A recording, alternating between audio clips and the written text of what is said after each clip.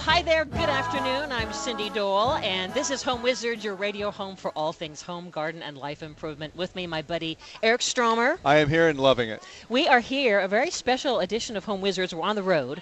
We're at the LA Convention Center at what is such a cool thing that they have every year. It is the Dwell on Design event. Very great crowd, all kinds of vendors and things to see. And so for the next 2 hours, we're going to give you a sneak peek look at it. And hopefully you can come on down and say hello to us. We're right by the entrance. You can't miss us. But this is really an opportunity to learn about innovation. Yeah, and first of all, if you haven't seen this publication, it spoke to me immediately. It's amazing. It's got such great insight into a new style of living that has that modern design element, but it feels like it's attainable. It's not out of reach. Exactly. Right? It's not that foo-foo-foo-foo-foo. That's the one, right. Exactly. So in the next couple hours, we're going to talk about that. What is modern? What is hip? What are some of the new things that you might want to consider for your home? And then later, we're going to talk with Mariel Hemingway, a big proponent on healthy living and what that means in terms of extending the kitchen, the pantry, and all that to your lifestyle and how you eat and how you live from the inside out. Right. It seems like she's got a great idea on how to do things in life. I love Mariel. I can see her right here. She's right over Look here. At her. She's fantastic.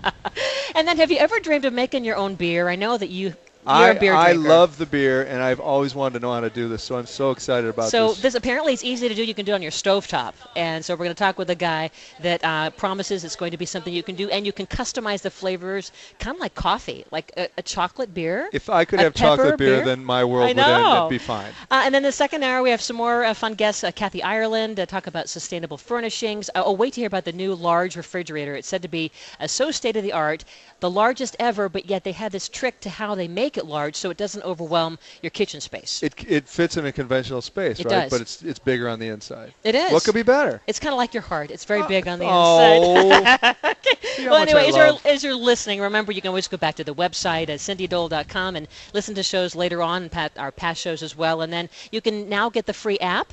Just wave your iPhone or Android in front of the homepage, and there it is. There it Thank is. you, Seth. Wow.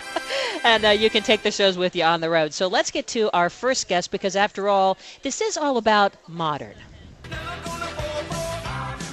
See.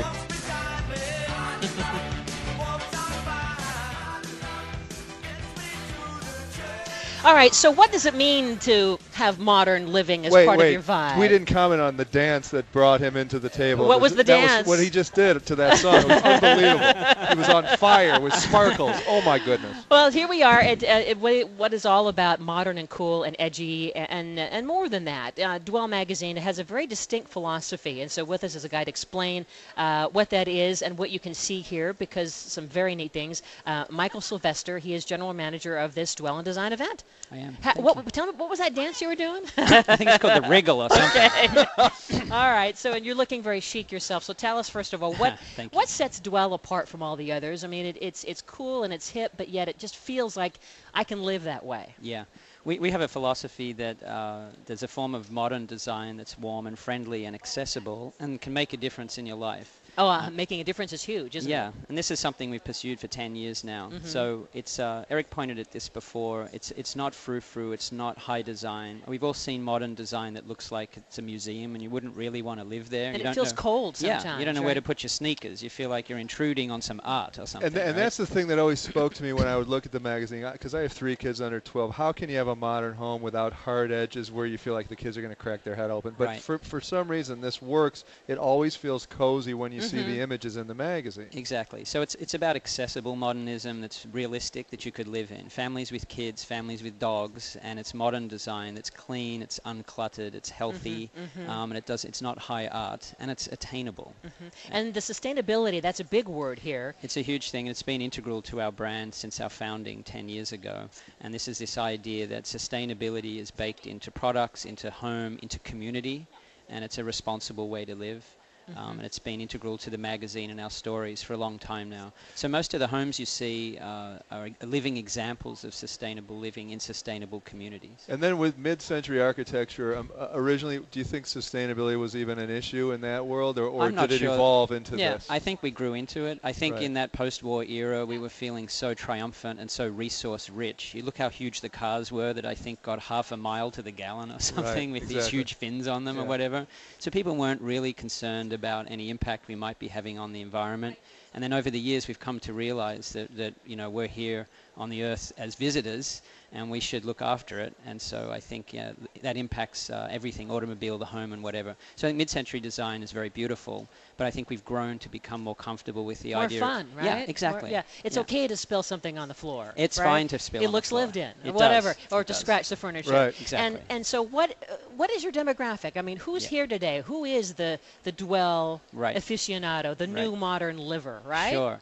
Well, it's a broad base of society. I can't tell you that it's a 28-year-old woman who wears black and drives a fancy car or whatever.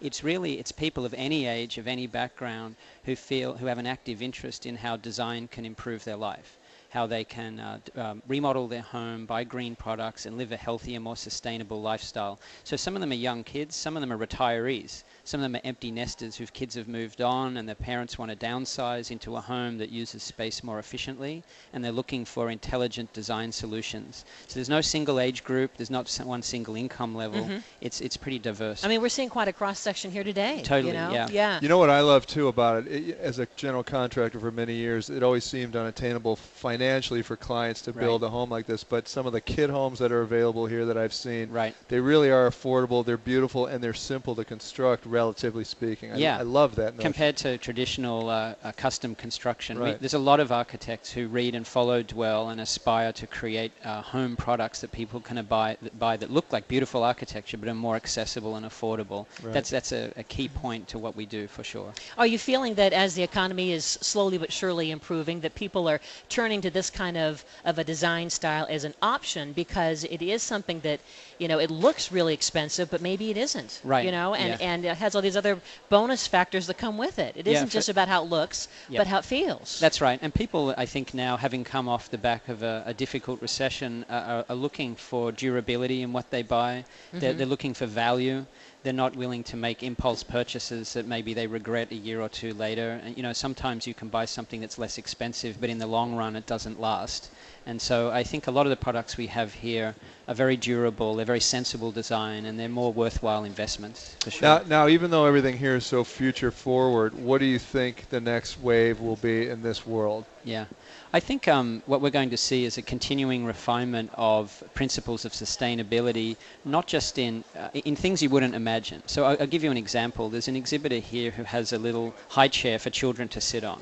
And this is viewed as a sustainable product for two reasons. Firstly, because the timber it's made from is from a sustainable harvested forest, but also it's designed to adjust in height and size so it's usable by the child for a longer period than some other chairs. So you don't need to buy a new one as often maybe as you would. Can I just say I want to hold you in my arms right now, because you know how many high chairs I've purchased for 3 children? About 40. Right.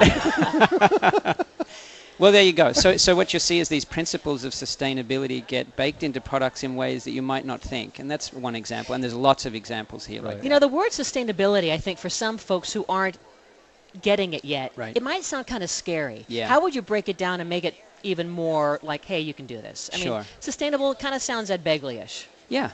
But it isn't necessarily. No, it's not necessarily. And sustainability, I think the challenge is that people start making scientific arguments about sustainability, and it becomes about numbers, and people's eyes glaze over, and they just want to know which chair should I buy, right? Right. And so I think the basic principle people should follow is to think about the impact on the environment of the product they're buying, and to ask the salesperson in the store, what's this made of, and what process led to this be made of this material, right? Because people don't think of where stuff comes from, right? They just look at a chair and it's made of some groovy fabric, and they don't know that the factory that makes the fabric is pumping a bunch of crap into a local river, right? Well, there's so much greenwashing, right? Exactly. And confusion, but... Well, thank you. So the Dwell Design event is today till 6, tomorrow 10 to 5. It is. And you have a promo code for listeners. It's not just a promo code, it's a secret code. And there's a handshake, I think, that you learn when you walk in. It is. Eric knows the handshake. I'll give you the code here. This is for your listeners to save half off of this ticket. So your listeners can get a weekend pass here for only $15 by using this code DWELL64A. That's DWELL 64. And the letter A. All right. Letter A. Wait, Michael how Sylvester. did you get my PIN number? This is unbelievable. Great talking to you. It's Thank a great you. event. We have more to talk about here. Home Wizards, a special broadcast live from downtown Los Angeles at the LA Convention Center, full of style. But beyond that, full of heart. And case in point is Mariel Hemingway, who has a lot to share about Yay. a healthy remodel for the family and more. Cindy Dole with Eric Stromer, and we're back right after this.